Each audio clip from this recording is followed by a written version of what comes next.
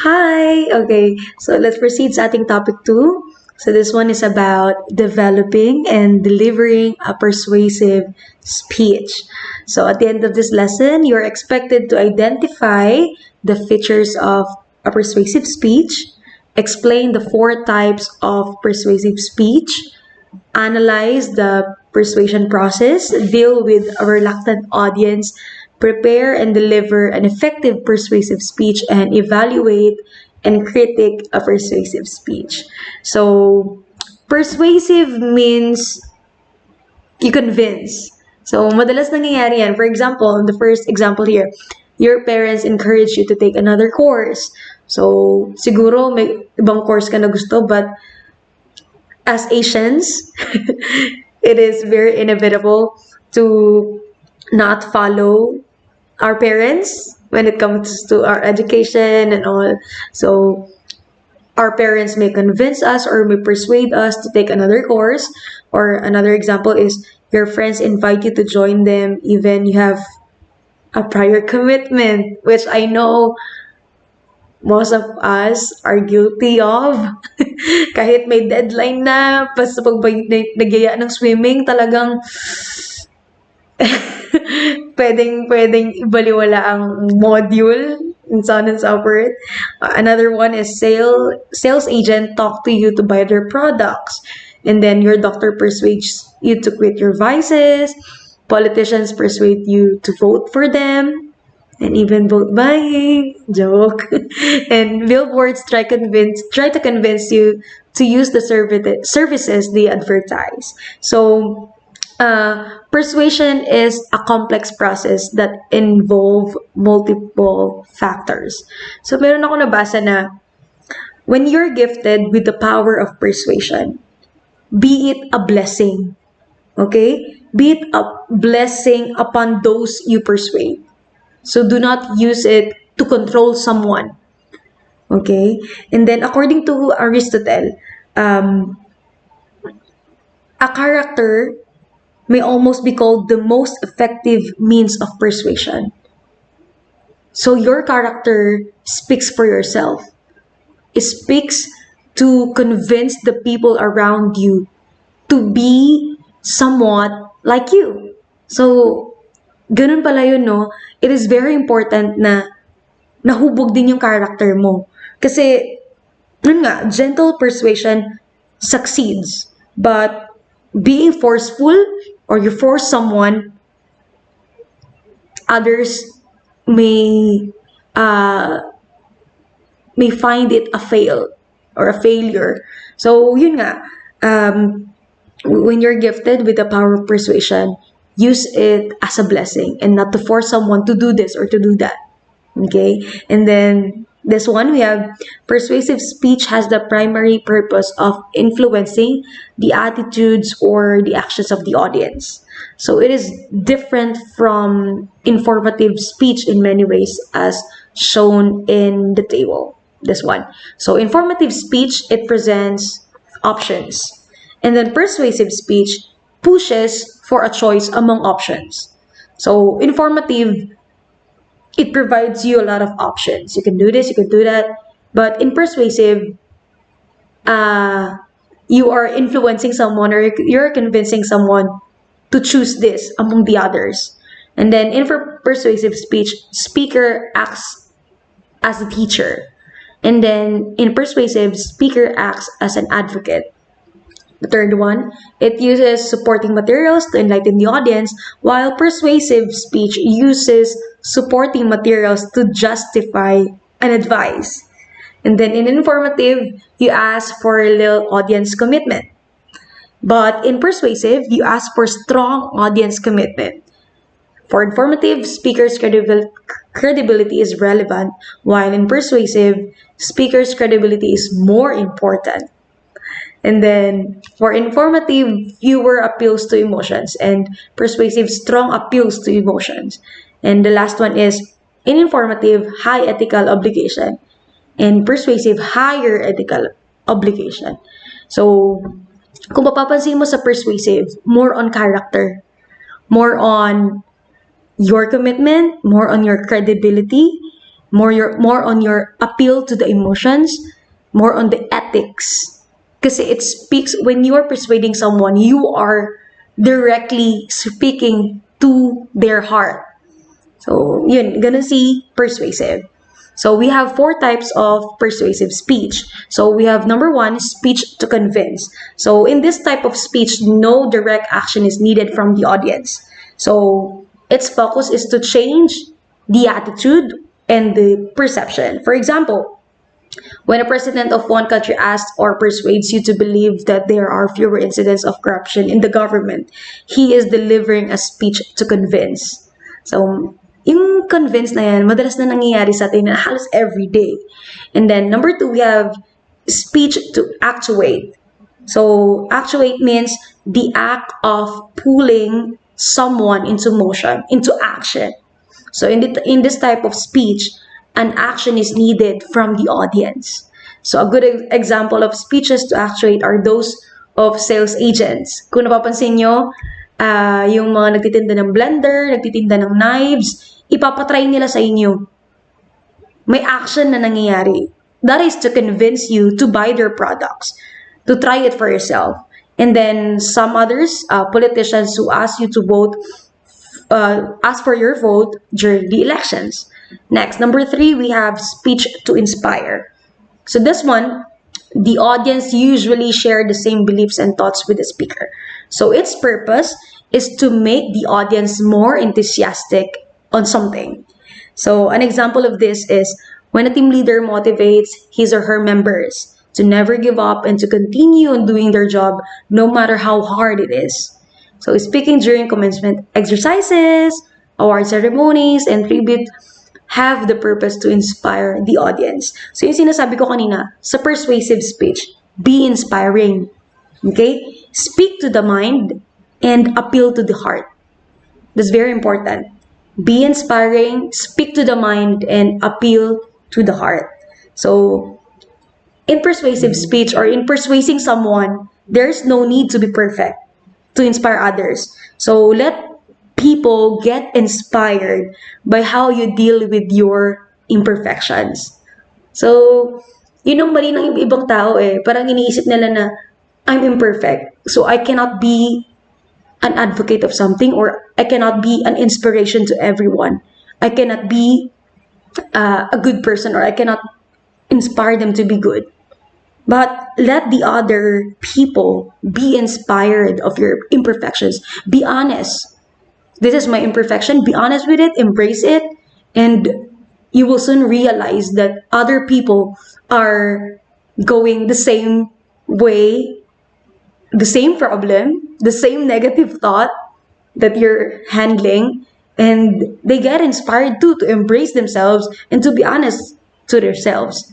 So that is the meaning of persuasive speech or persuasion. You are inspiring others. Okay? So again, speak to the mind, appeal to the heart. Next, number four, we have debates and public argumentation.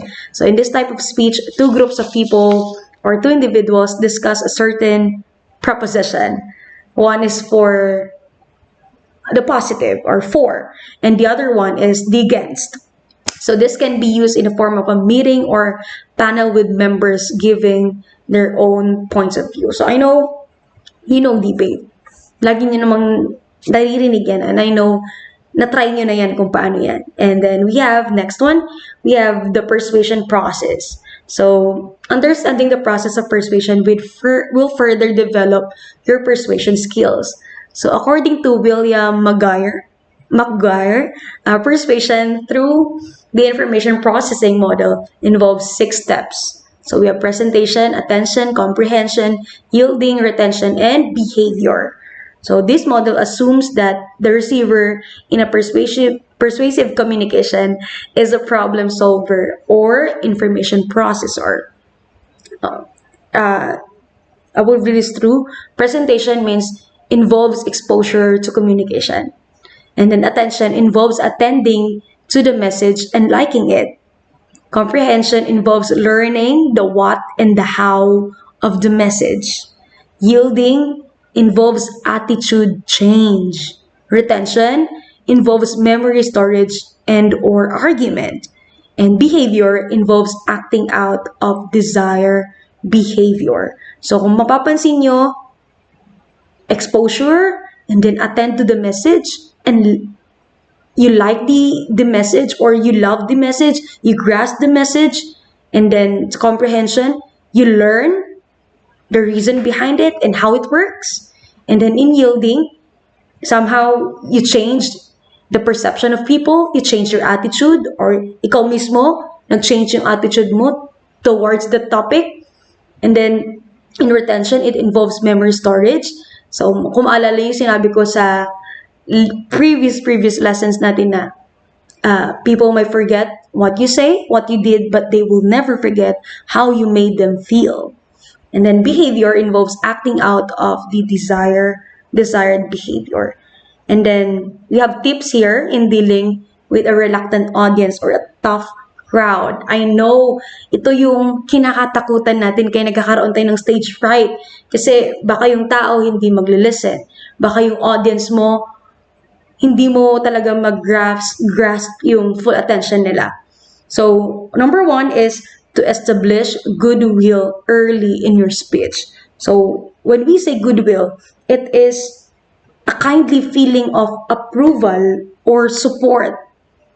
Okay? So, especially when you're persuading a crowd, do not appear na isa kang karibal or isa kang kaaway nila. So, you need, sa first part pa lang ng speech mo, kunwari you're talking to a youth na may anxiety problems. So, iparamdam mo sa kanila na your support is there. Okay? So, hindi ka nandun para i-judge sila. So, number 1 and very important is to build a rapport, build a connection to your audience. Number 2, begin with points of agreement. Number 3, make good eye contact, but not aggressive. So, this is very important. And this one is medyo lacking sa atin pag nagsalita dahil nga sa stage fright, dahil sa hiya mo, dahil hindi ka confident na iniisip mo, I'm no good to be here, I'm no good to be in front, hindi ako inspirational, hindi ako karapat-dapat na nandito. You cannot make a good eye contact. But once you're there, you should have, yun nga, sabi ko sa previous lesson na sa topic 1, you should have a joyful heart. Kasi a joyful heart makes the audience absorb your joyfulness as well. So, makikita yon. So, yun nga. And then, speak with conviction. And then, number 5, emphasize positive motives and emotions such as fairness, safety, sympathy, love, ambition, respect, and patriotism. And then, next one is give emphasis on explanation rather than being argumentative. minsan madalas din to na akala mo nag-explain ka, yung pala parang nakikipag-away ka na dahil you're being argumentative. Always remember this one. I know hindi siya masyadong connected dito, but you should remember this. So, you debate with someone, especially when you're in a relationship or matagal na kayo magkakaibigan. You value the friendship, okay? So, syempre di may iwasan yung misunderstandings, you argue about things, kasi magkakaiba tayo ng perception sa buhay. So, remember this, debate but do not argue. Challenge but do not force your opinions. To win an argument but lose a friendship is a loss, okay? But to lose an argument but retain a friendship is gain. Okay. So, yun. So, give emphasis and explanation rather than being argumentative. Yun yung sinasabi ko. And then, number 7, mention experts and authorities that the audience respects. So, for example, a line from a certain author that they like, or a proverb. Especially now, it is very important to read the Word of God. So, mention Word of God, mention inspirational message to you know, to connect to your audience na yun yung mga tao na nirespeto nila. Yun yung mga words na nirespect nila. So, maka-comfort sila. Number 8, do not push your audience to believe in all of your arguments.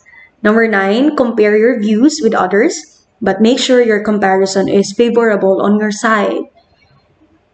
Always welcome inputs, and then anticipate possible questions from the audience and then supply them as you talk. Never threaten the values of the audience. Instead, reason out on the perspective of your listener values. And then number 12, demonstrate a clear and a specific plan of action. And then the last one is be enthusiastic and sincere. It's very important when you're persuading someone or you are inspiring someone. Be enthusiastic. Huwag kang dull. Huwag kang mukhang pagod. You know, be enthusiastic that they can draw strength from you, and be sincere of your words. So, be honest, yun lang. And then designs of persuasive speech. So, problem solution method. So, using this model, a speaker presents a problem, then proposes a solution. So, he or she tries to convince the audience that a problem exists, and the audience needs to act on it and make a change. So, step 1, persuade the audience that a problem exists. Problems may range from the easiest to the most difficult. So they may be familiar to the audience or new to them. So in case your audience is not familiar to the problem, take time and make the problem understood by them. Step 2, persuade the audience that your solution is the best. Tailor the speech in a way that your proposed solution is worth their time, effort, and money. So that's the end of Unit 5. I hope na clear yun sa inyong lahat, and there is really a difference between a speech that informs and a speech that persuades. But on top of that, it requires character. It appeals to the heart, all of the talking that you're doing is really coming from your heart and coming from your mind.